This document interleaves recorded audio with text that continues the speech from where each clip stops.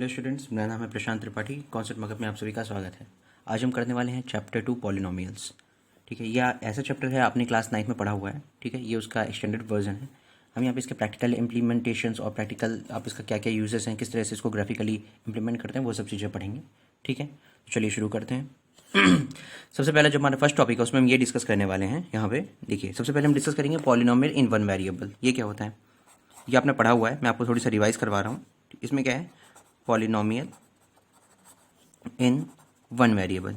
ये देखिए क्या होता है। सबसे पहले शायद आप में से कुछ लोग को रिवाइज भी हो, पहले से याद आ गया हो कि ये क्या चीज़ होती है। ये होता है जब कभी आपके पास कोई ऐसी इक्वेशन लिखी होती है जहाँ पे सिर्फ एक ही कांस्टेंट होता है और एक ही वेरिएबल होता है। अब कांस्टेंट वेरिएबल्स आपको पता होंगे, कांस्टेंट वो वैल्यूज होती हैं जिनको आप नहीं बदल सकते हैं। फॉर एग्जांपल 2, 3, 4, 5 ऐसी वैल्यूज़। ठीक है, और वेरिएबल्स वो होते हैं for example x, y, z ऐसी वैल्यूज़ जिनको आप बदल सकते हैं। ठीक है, इसमें कोई कन्फ्यूजन तो नहीं है।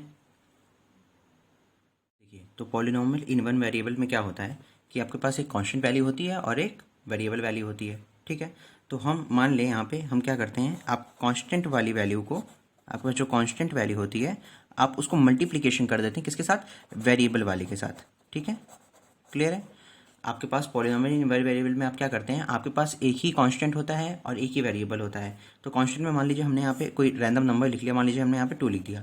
ठीक है, और वेरिएबल हम नॉर्मली क्या लेके चलते हैं, x मानते हैं। ठीक है, तो जब कभी आपके पास एक कांस्टेंट हो, एक ही वेरिएबल हो, दोनों मल्टीप्लिकेशन में लिखे हों, तो इसी को बोलते हैं कांस्टेंट इन वन वेरिएबल। लेकिन इसके साथ में एक केस और मैंडेटरी होता है कि इनकी पावर में समथिंग वैल्यू होनी चाहिए। ठीक है, तो पावर में आप कितना लिख सकते हैं, आप स्क्वायर क्यूब कुछ भी लिख सकते हैं। ठीक है, बाकी आप कुछ नहीं लिखते हैं तो पावर 1 होगी। जैसे अगर हम इसको देखें तो ये अगर हम सिर्फ इतना लिख दें 1 है ना, यहाँ पे कुछ नहीं है तो 1 है, तो लीनियर इक्वेशन हो गई। ठीक है, जब ये 2x का स्क्वायर लिख दूंगा तो क्वाड्रेटिक हो जाएगी।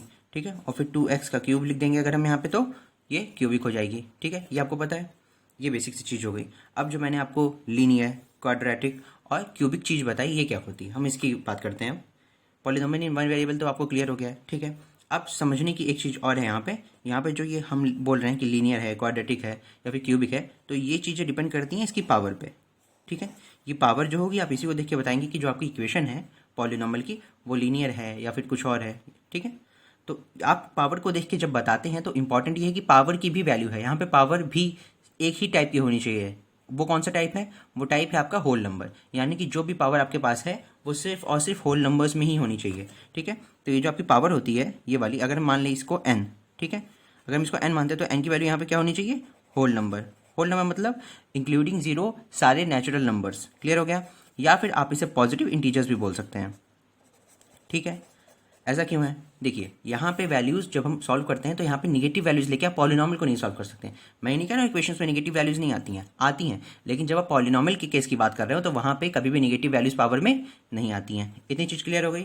ठीक है, अब चलिए आगे चलते हैं, इसको थोड़ी अच्छे से इलॉबरेट वे में समझने की कोशिश करते हैं कि चीज़ें क्या होती हैं।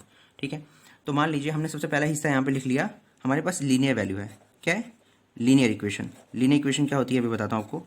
लीनियर इक्वेशन हमने लिख लिया। दूसरी इक्वेशन कौन सी थी हमारे पास, क्वाड्रेटिक थी, क्वाड्रेटिक इक्वेशन थी। ठीक है, यही 3 इक्वेशंस आपके में हैं। ठीक है, तीसरा होता है आपके पास क्यूबिक इक्वेशन। ठीक है, एक होता है बाई क्वाड्रेटिक 4 वाली पावर और आगे वैल्यूज ऐसे चलती रहती हैं, पर आपके में बेसिक ये 3 ही हैं। हम इन्हीं 3 की बात करने वाले हैं। तो तीनों वैल्यूज होती हैं। अगर हम एक छोटा सा यहाँ पे टेबल ड्रॉ कर दें तो किस तरह से टेबल ड्रॉ होगा, देखिएगा ध्यान से। देखिए ये हो गया, 3 टाइप का होगा। अब मैं इसकी प्रॉपर्टीज़ लिखूंगा फिर इसके, ताकि हम आपस में कंपैरिजन कर पाएंगे कि किस चीज़ के अंदर कौन सी वैल्यूज़ होती हैं। ठीक है, तो सबसे पहले बात आती है डिग्री की। डिग्री क्या होती है, ये जो हमने यहाँ पे 1, 2, 3 लिखा था, जिस 1 को मैंने यहाँ पे अब n बना दिया है, यही चीज़ होती है डिग्री, यानी कि किसी चीज़ की कितनी पावर है। ठीक है, जो उसकी हाईएस्ट पावर है वेरिएबल की, वही चीज़ उस इक्वेशन की डिग्री कहलाती है। ठीक है, जैसे क्यूबिक में जो हाईएस्ट पावर होती है वो 3 होती है, क्वाड्रेटिक में हाईएस्ट पावर 2 होती है, लीनियर में 1 ही होती है। क्लियर है, तो आप यहाँ पे क्या लिखते हैं, डिग्री। ठीक है, तो लीनियर की डिग्री कितनी हो जाएगी बताइए, लीनियर की डिग्री हो जाएगी 1, क्वाड्रेटिक की डिग्री हो जाएगी 2 और क्यूबिक की डिग्री हो जाएगी 3। ये हाईएस्ट पावर को हम बोलते हैं डिग्री। तीनों की डिग्री हो गई। क्लियर, रिवाइज हो गया इतना। अब चलिए आगे बढ़ते हैं। दूसरी चीज़ क्या है, इसका जो स्टैंडर्ड फॉर्म ऑफ इक्वेशन है, ठीक है, जो इसकी स्टैंडर्ड इक्वेशन होती है वो किस फॉर्म में लिखी जाती है वो देखते हैं अब। देखिए ये वाली जो इक्वेशन थी, मैंने यहाँ पे क्या लिखा 2x। ठीक है, तो यहाँ पे ये जो चीज़ मैंने सिर्फ 2x लिखी है, असल में वो ये लिखा हुआ था, वो लिखा हुआ था क्या, ax प्लस बी, यानी कि एक कांस्टेंट वैल्यू, एक वेरिएबल वैल्यू और उसके साथ में एक एक्स्ट्रा वैल्यू जो भी एडिशन में आती है। ठीक है, ये 0 भी हो सकती है, जैसे इस केस में 0 थी तो यहाँ पे सिर्फ 2x लिखा हुआ है, ये कांस्टेंट और ये वेरिएबल। यहाँ पे भी आगे की सारी वैल्यू जीरो कर दी गई हैं, यहाँ पे आगे की वैल्यू सारी जीरो कर दी गई हैं, ठीक है। तो ये इसकी स्टैंडर्ड फॉर्म ऑफ इक्वेशन है। अब अगर आप देखें तो इसको नॉर्मली कैसे आपको लिखा हुआ मिलता है, तो वो कुछ इस तरह से लिखा हुआ मिलता है। अगर मैं इसी का एग्जाम्पल ले लूँ तो कुछ इस तरह से लिख के आएगा 2x हो जाएगा इसकी जगह पे, मान लीजिए यहाँ पे b की जगह पे 1 लिखा हुआ है, एग्जाम्पल है ये, ठीक है। तो ये लीनियर वैल्यू है। या फिर अगर सिर्फ 2x लिखा हुआ है तभी भी ये लीनियर का एग्जाम्पल है। क्लियर है? जो हमारे स्टैंडर्ड इक्वेशन हम इसमें लिख देंगे, उसके नीचे एग्जांपल्स लिखेंगे। अब दूसरे की क्वाड्रेटिक की स्टैंडर्ड वैल्यू क्या होती है या स्टैंडर्ड इक्वेशन क्या होती है, वो होती है ax² plus bx plus c equal to 0। अच्छा हाँ, एक चीज़ और मिस हो गई यहाँ पे, ये जो फर्स्ट वाला टर्म होता है a के साथ जो आपका फर्स्ट वाला कांस्टेंट होता है, ये कांस्टेंट फर्स्ट वाला कभी भी 0 नहीं हो सकता स्टूडेंट्स, ठीक है।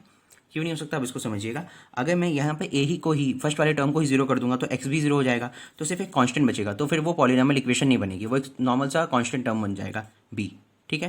तो अगर देखिए हम यहाँ पे 2 की जगह पे 0 लिख दें तो सिर्फ 1 बचेगा, ठीक है। तो किस हिसाब से पॉलिनॉमियल कहलाएगा, तो सिर्फ एक कांस्टेंट 1 है, दैट्स इट, ठीक है। तो कभी भी जो फर्स्ट वाली वैल्यू होती है, यानी कि जो a की वैल्यू होती है फर्स्ट वाले वेरिएबल के साथ लीनियर इक्वेशन में, वो कभी भी 0 नहीं हो सकती है। यही चीज़ जब हम क्वाड्रेटिक की बात करते हैं तो ये जो x² यहाँ वाला जो a है, ये भी कभी 0 यहाँ पे नहीं होगा, ठीक है।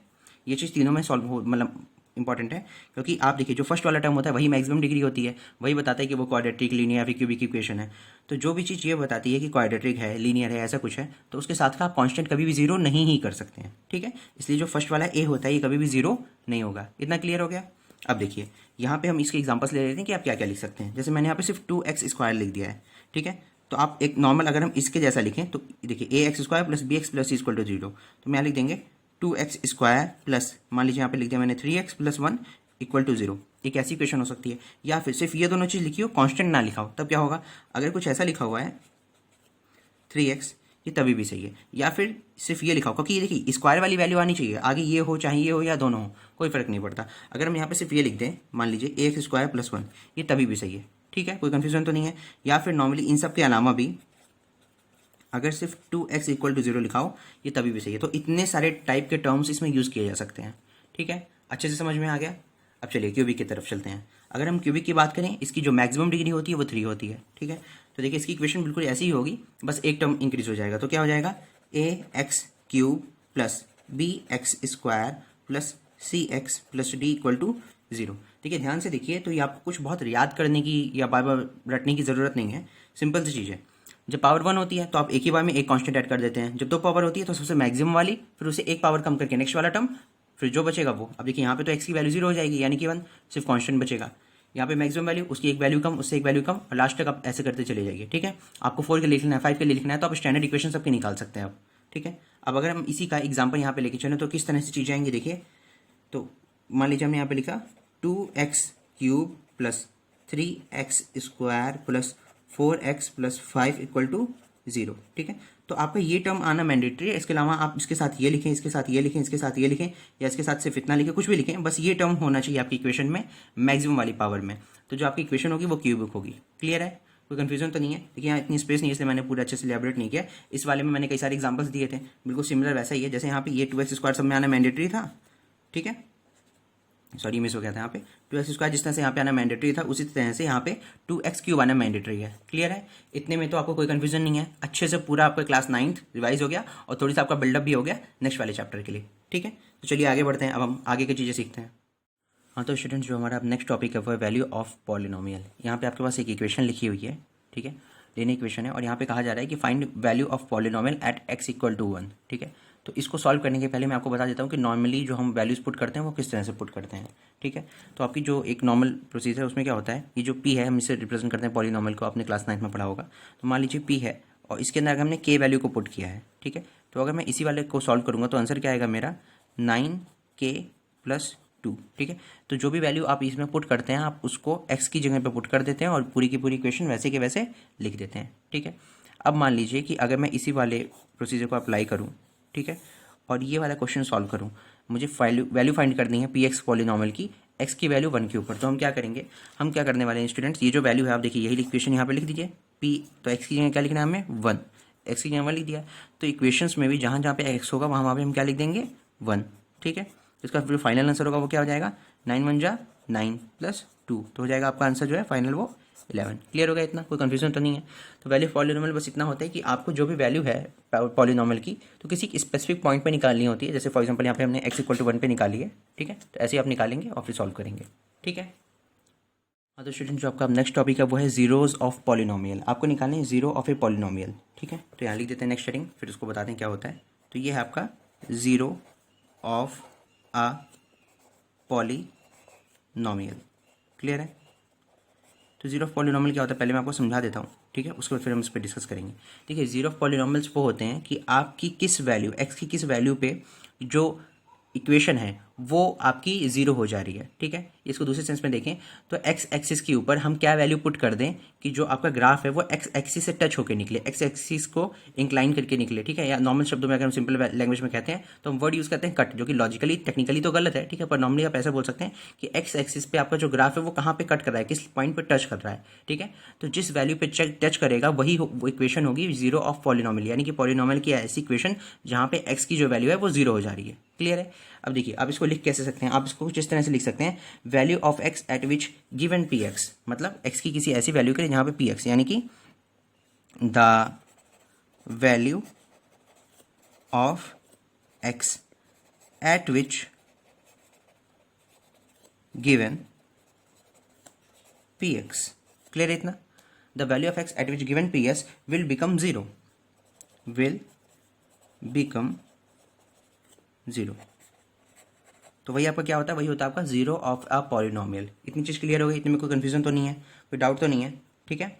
या इसको बिल्कुल सिंपल वे में अगर आप समझना चाहते हैं तो मैं और करके आपको एक सिंपल सी लाइन लिखा देता हूँ, ठीक है। आप इसको ऐसे समझ लीजिए कि zero of polynomial is point where, is point where, जहाँ पे कहाँ पे बताइए, where P X intersect, intersect ये वाली बात मैंने अभी आपको हिंदी में बताई थी, इंटरसेक्ट एक्स एक्सिस, क्लियर हो गया। यानी कि जीरो ऑफ पॉलिनोमियल थोड़ी शॉर्ट फॉर्म में लिखा है, इस पॉइंट एक ऐसा पॉइंट होता है जहां पे पी एक्स की वैल्यू, यानी कि जो इक्वेशन आपके पास पॉलिनोमियल की है वो आपकी एक्स एक्सिस को टच करती है या फिर कट करती है, क्लियर है, ठीक है, बहुत बढ़िया।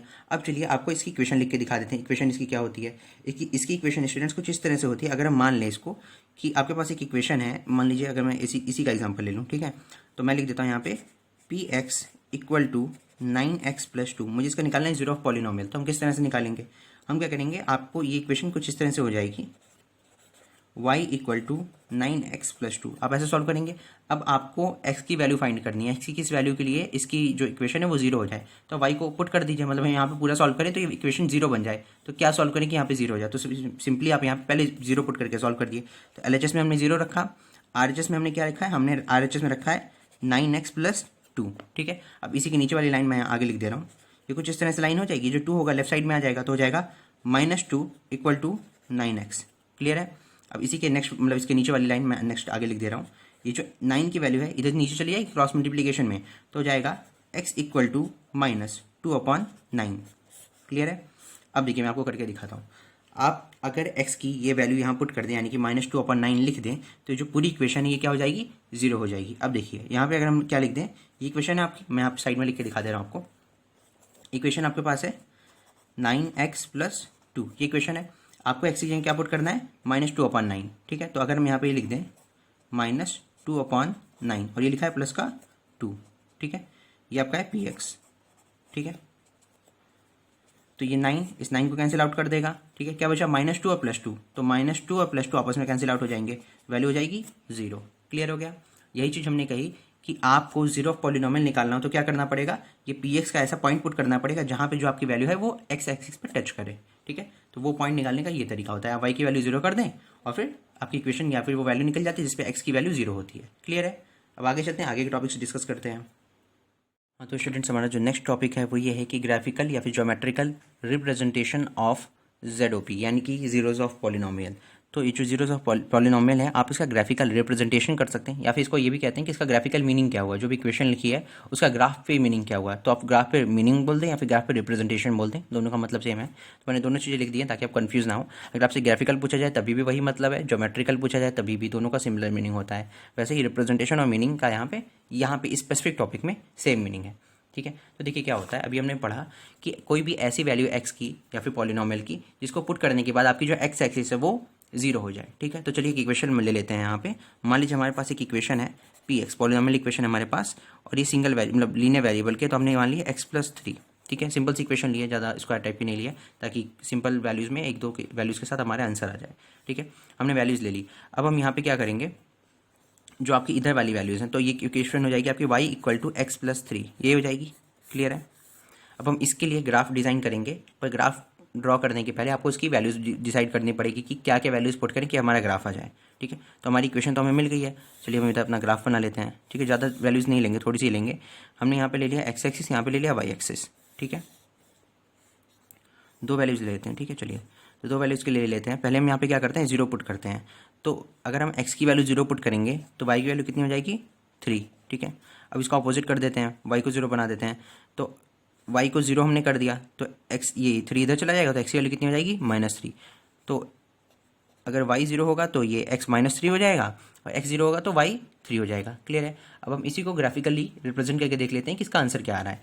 ये देखिए, हमने यहाँ पे जब एक्स को जीरो पुट किया, ठीक है, मतलब किस वैल्यू के लिए एक्स की वैल्यू जीरो हो जाएगी, तो आप चेक कैसे करते हैं, आप वाई को यहाँ जीरो पुट कर देते हैं, उसके बाद इधर करके देखते हैं तो एक्स की वैल्यू जीरो हो जाती है ना, मतलब -3 हो जाती है। ठीक है, तो -3 के लिए आना चाहिए यहाँ पे हमारे हिसाब से। ठीक है, क्योंकि हम कैसे सॉल्व करते थे, वाई की वैल्यू को हम जीरो पुट करते थे, फिर एक्स प्लस 3 करते थे, तो एक्स इक्वल टू -3 हो जाता था। ठीक है, तो ये तो अपनी जो हमने जस्ट इसके पहले फॉर्मूला डिस्कस किया वो है। अब ये क्या चीज़, यही चीज़ ग्राफ पे आ रही है, यानी कि एक्स इक्वल टू -3 पे ही क्या वैल्यू चेक, मतलब आपके एक्स एक्सिस पे टच कर रही है, कहीं और पे भी टच कर रही है, ये कैसे चेक करेंगे। चलिए इसको चेक करते हैं। हमने अपना एक ग्राफ डिजाइन कर लिया। यहाँ पे मान लीजिए X axis Y axis, negative values positive values दोनों के लिए 1 2 3 4 5। ठीक है, यहाँ पे एक्स एक्सिस हो गई। ठीक है, 1 2 3 4 5 वैल्यूज़। ये आपकी वाई एक्सिस हो गई। ठीक है, ये आपकी वाई डैश एक्सिस हो गई, और इधर आपकी एक्स डैश एक्सिस हो गई, 1 2 3 4। ठीक है, लिख देते हैं यहाँ पे 1 2 3 4 5, 1 2 3 4, 1 2 3 4, निगेटिव में सारी वैल्यूज़ हैं ये। ठीक है, और यहाँ पे 1 2 3 4, निगेटिव में -1 -2 -3 एंड -4। क्लियर हो गया। अब चलिए हम x की वैल्यू जीरो पुट करते हैं। x की वैल्यू जीरो कौन सी वाली लाइन पे होगी, इस जगह पे होगी, यहाँ पे। ठीक है, 0 3, y की वैल्यू 3, तो y की वैल्यू तो ये है, और x की वैल्यू 0 इधर वाली लाइन पे है, तो ये इस जगह पे पॉइंट बनेगा 0 3 वाला, ये वाला जो पॉइंट है। ठीक है, तो क्या हम यहाँ पे लिख सकते हैं, आपने यहाँ पे x की कितनी वैल्यू पुट की है, आपने इसकी वैल्यू कितनी पुट की है, देखिए यहाँ पे 0 पुट की है, तो p ऑफ 0 वाला पॉइंट तो मान सकते हैं, आप इसे कह सकते हैं, है ना। तो मान लीजिए हमारा जो पॉइंट है ये p ऑफ 0 का पॉइंट है। ठीक है, ये वाला ये पॉइंट हो गया। अब देखिए दूसरा वाला पॉइंट, x की वैल्यू -3 है, यानी कि ये इस जगह पे यहाँ पे है। ठीक है, और y की वैल्यू 0 है, तो y की वैल्यू यानी कि ऊपर की तरफ नहीं बढ़ रही, इसी जगह पे है। तो ये जो पॉइंट हो गया आपका ये वाला, ये हो गया आपका, कितना हो गया, x की वैल्यू, हाँ ठीक है, तो आपका जो पॉइंट हो जाएगा ये हो जाएगा p -3 वाला पॉइंट हो जाएगा, ये वाला। ठीक है, अब हम दोनों लाइन को ड्रॉ करके देख लेते हैं, देखेंगे कि किस जगह पे वो x को टच कर रही है। देखिए, तो यहाँ पे सिर्फ इकलौती एक ही जगह आई, यानी कि x इक्वल टू -3 पे ये जो लाइन हमारी ड्रॉ हुई है स्टूडेंट्स, ये देखिए ये इस x वाली एक्सिस को टच कर रही है। और हमने यही सीखा था, अभी थोड़ी देर पहले हम यही डिस्कस कर रहे थे कि किस पॉइंट पे किस वैल्यू के लिए जो आपका ग्राफ होगा, जो आपकी लाइन होगी, वो इंटरसेक्ट करेगी, इंटरसेक्ट मतलब होता है कट करेगी, टच करेगी। ठीक है, एक्स एक्सिस को। तो देखिए x इक्वल टू -3 जो कि यहाँ पे निकला था, वही वैल्यू यहाँ पे भी निकली है कि x इक्वल टू -3 पे जो आपका ग्राफ ड्रॉ हुआ है स्टूडेंट्स, रिप्रेजेंटेशन है ये इस इक्वेशन का, वो -3 पे ही चेक कर रहा है। तो हैंस प्रूव्ड कि आप ग्राफिकल रिप्रेजेंटेशन करें तभी भी वही आंसर आएगा, आप सॉल्व करके डायरेक्ट सॉल्व करें तभी भी वही आंसर आएगा। क्लियर हो गया, आशा करता हूँ आपको समझ में आया। चलिए अब आगे बढ़ते हैं, नेक्स्ट टॉपिक पर डिस्कस करेंगे हम। तो स्टूडेंट्स जो आपका नेक्स्ट टॉपिक है वो है cases of zeros of polynomial. आप किस तरह से काउंट करेंगे कि जो जीरोज़ ऑफ पॉलिनोमियल हैं अलग अलग केसेस में वो किस तरह से होते हैं। ये आपके एनसीईआरटी बुक में 6 तरह के टाइप्स लिखे हैं, मतलब 3 केसेस लिखे हैं, उसमें 6 टाइप्स लिखे हैं। इसी के बेसिस पे हम और कितने टाइप्स बन सकते हैं वो सब आज डिस्कस करेंगे। देखिए, तो जीरोज़ ऑफ पॉलिनोमियल वो पॉइंट होते हैं जहाँ पे आपका जो ग्राफ चल रहा है वो आपकी एक्स एक्सिस पर टच करता है। ठीक है, तो आपको काउंट करना है number of zeros of polynomial. तो देखिए यहाँ पे कितनी जगहों पे ये ग्राफ आपकी एक्स एक्सिस को टच कर रहा है। तो देखिए पहली वैल्यू है ए, यहाँ ए पे टच कर रहा है, इस जगह पे, इस पॉइंट पे। और दूसरी वैल्यू आपकी क्या है, ये ए डैश वाली वैल्यू यहाँ पे भी टच कर रहा है। ठीक है, तो एक हो गया ये वाला, सेकंड वाला हो गया ये वाला, तो टोटल इसमें कितने हो गए, तो इसमें 2 जीरोज़ ऑफ पॉलिनोमियल हैं। क्लियर है, कितने इस केस में 2 जीरोज़ ऑफ पॉलिनोमियल हैं। ठीक है, क्लियर हो गया। अब ये जो आप, ये असल में देखा जाए तो आपकी जो दोनों वैल्यूज़ हैं ये पैराबोला है। ठीक है, ये वाली वैल्यू आपकी पॉजिटिव में आती है, ये वाली आपकी निगेटिव में आती है। अभी आपको उससे नहीं समझना है, आपको बस इतना समझना है कि जीरोज़ ऑफ पॉलिनोमियल आप कैसे काउंट करेंगे। तो जितनी बार आपका ग्राफ आपकी एक्स एक्सिस पर टच करे, ठीक है, आप उसी को बोलते हैं जीरोज ऑफ पॉलिनोमियल। तो इसमें हमने दो केसेस देखे। अब देखिए इसमें क्या है, इससे फर्क नहीं पड़ता कि निगेटिव साइड में पॉजिटिव साइड में, आप बस देखेंगे कि कितनी टाइम्स वो टच करा आपकी एक्स एक्सिस पे। तो देखिए यहाँ से अपना ग्राफ शुरू हुआ, इधर जा रहा है, तो पहले ए पे टच हुआ यानी कि एक, फिर इधर ए डैश पे टच हुआ 2, तो कितने हो गए यहाँ पे 2 जीरोज ऑफ पॉलिनोमियल्स हो गए। ठीक है, आप पूरा लिखेंगे, मैं यहाँ शॉर्ट फॉर्म में लिख रहा हूँ आपके लिए। ठीक है, इतनी चीज़ समझ में आई, दो तरह के केसेस ये हो गए।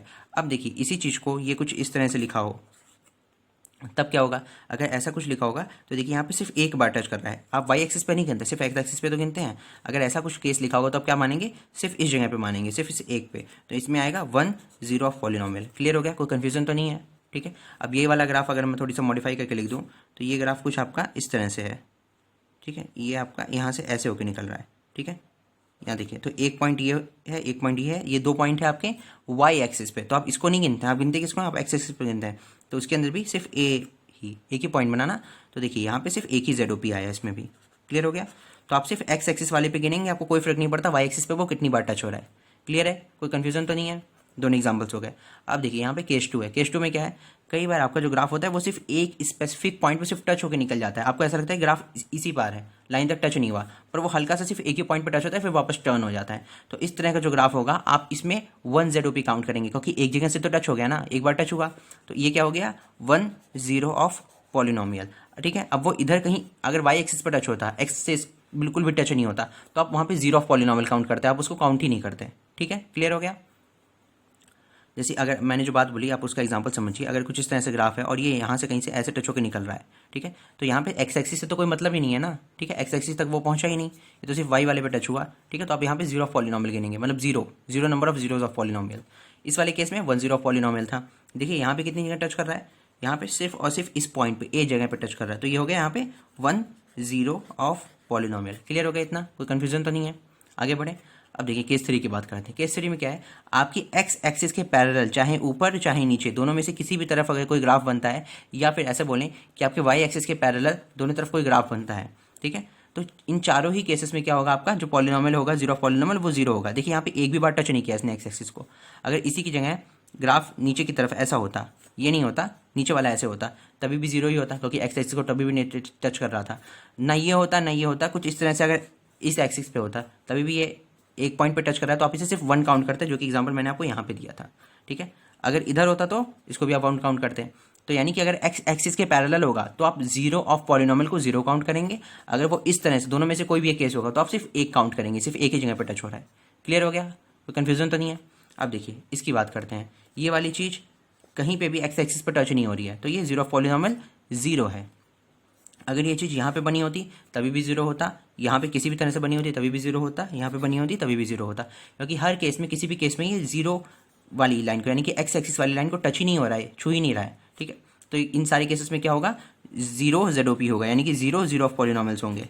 ठीक है, यहाँ पे इन दोनों केसेस में 1 0 ऑफ पॉलिनोमियल, 1 0 ऑफ पॉलिनोमियल, बाकी इन दोनों के केसेस में 0 0 ऑफ पॉलिनोमियल्स। क्लियर हो गया, तो कन्फ्यूजन तो नहीं है। अब चलिए हमारी जितने बेसिक्स थे हमने अच्छे से डिस्कस कर लिए। एक्सरसाइज 2 मिनट की है, फटाक से सॉल्व करके देखते हैं, फिर आगे बढ़ेंगे। हाँ तो स्टूडेंट्स, आपकी एक्सरसाइज है एक्सरसाइज 2.1। इसके अंदर ये इतने ही क्वेश्चन हैं। क्वेश्चन 1 में 6 पार्ट्स हैं। ठीक है, अब हम इनको डिस्कस करते हैं। आपके क्वेश्चन को मैंने समराइज फॉर्म में यहाँ पे लिख दिया है, आपके पास बुक हो तो आप उससे पूरा पढ़ सकते हैं। यहाँ पे लिखा हुआ है, आपके पास इक्वेशन लिखी हुई है y = px। ठीक है, एक पॉलिनोमियल इक्वेशन लिखी हुई है px की, जिसमें आपको फाइंड करना है number of zeros of polynomial of px, यानी कि जो px इक्वेशन है इसके अंदर कितने number of zeros of polynomial हैं, यानी कि कितने पॉइंट्स हैं जहाँ पे जो x की वैल्यू है वो 0 हो जा रही है, यानी कि जो आपका ग्राफ है वो कितनी जगहों पे x से टच कर रहा है। अभी हमने यही डिस्कस किया है। ठीक है, तो चलिए फर्स्ट वाले पार्ट पे देखते हैं। हमारा फर्स्ट वाला सेक्शन ये है। इसमें देखिए, इसमें कहीं एक्स एक्सिस पे पूरी जगहों पे कहीं पे भी टच कर रहा है क्या कोई भी, ये जो ग्राफ आपका यहाँ पे बन रहा है, ये जो सीधी स्ट्रेट पैरेलल लाइन जा रही है, मैंने अभी आपको बताया था थोड़ी देर पहले, इस तरह का केस हो तो क्या होगा, 0 0 ऑफ पॉलिनोमियल, यानी कि 0 ऑफ पॉलिनोमियल कितने होंगे इसमें 0। ठीक है, क्लियर है। इस वाले केस में देखिए एक्स एक्सिस ये है, कितनी बार ये आपको जो लाइन है टच कर रही है, इंटरसेक्ट कर रही है सिर्फ एक इसी पॉइंट पे, तो कितना हो जाएगा यहाँ पे 1 0 ऑफ पॉलिनोमियल। क्लियर है, इसमें कोई कन्फ्यूजन तो नहीं है। चलिए नेक्स्ट वाले पे चलते हैं। इस वाले पे देखिए, ये आपका ग्राफ है एक्स एक्सिस पे, इस पर कितनी जगह टच कर रहा है, देखिए कई जगह टच कर रहा है। पहला पॉइंट है ये 1, फिर आगे बढ़ते हैं 2, फिर आगे बढ़ते हैं 3, ये 3 जगहों पर टच कर रहा है, यानी कि इसमें number of zeros of polynomial कितने हैं, number of zeros of polynomial of px कितने हैं इसमें 3, यही है। ठीक है, तो आप इसी तरह से लिखेंगे बाकी सारे आंसर्स को भी। ठीक है, जीरोज ऑफ पॉलिनोमियल को फुल फॉर्म में लिखेंगे लेकिन आप। ठीक है, अब इस वाले सेक्शन को देखिए, यहाँ पे क्या है, एक्स एक्सिस ये है हमारे पास, ये वाली एक्स एक्सिस है, ये वाली हमारे पास वाई एक्सिस है। इस पर चेक करते हैं, देखिए काउंट करिए 1 2 3 4, तो कितनी जगह पे टच किया, 4 जगहों पे प्लेसेस पे चेक किया, तो यहाँ पे 4 जीरोज ऑफ पॉलिनोमियल। क्लियर हो गया, कोई कन्फ्यूजन तो नहीं है, बहुत सिंपल सी एक्सरसाइज है, इसलिए मैंने इसी के साथ करवा दिया इंट्रोडक्शन के साथ ही। ठीक है, अब देखिए नेक्स्ट वाले पे हमारे पास ये एक्स एक्सिस है और ये वाई एक्सिस है। हमारी एक्स एक्सिस पे कितनी जगहों पे आपका जो ग्राफ है वो इंटरसेक्ट हो रहा है पी एक्स के लिए, 1 2, तो number of zeros of polynomial कितने हो गए, 2 ZOP। क्लियर है, ये 2 आंसर आ गया इसका। नेक्स्ट वाले के लिए सॉल्व करते हैं, हमारी एक्स एक्सिस ये है और वाई एक्सिस ये है। आप बताइए कितने होंगे, चलिए काउंट करना शुरू करते हैं लेफ्ट साइड से, 1 2, ये सिंगल है, फिर आगे बढ़ते हैं 3, तो इसमें कितना, सिर्फ 3 ही जगह टच किया, 3 हो जाएगा इसका आंसर। ठीक है, तो 3 जीरोज ऑफ पॉलिनोमियल। तो आपकी एक्सरसाइज 2.1 दोस्तों यहीं पे खत्म हो गई। ठीक है, अब हम सॉल्व करेंगे एक्सरसाइज 2.2, पहले उसका इंट्रोडक्शन पढ़ेंगे फिर एक्सरसाइज को सॉल्व करेंगे। तो आप हमारे चैनल को लाइक करें, शेयर करें अपने दोस्तों के साथ, और हमारे चैनल को सब्सक्राइब ज़रूर से कर लें ताकि आगे की कोई भी क्लास आपसे मिस ना हो, और जो पीछे की क्लासेस आपसे मिस हो गई हैं आप वो भी प्रॉपर्ली अटेंड कर पाएँ। Thank you.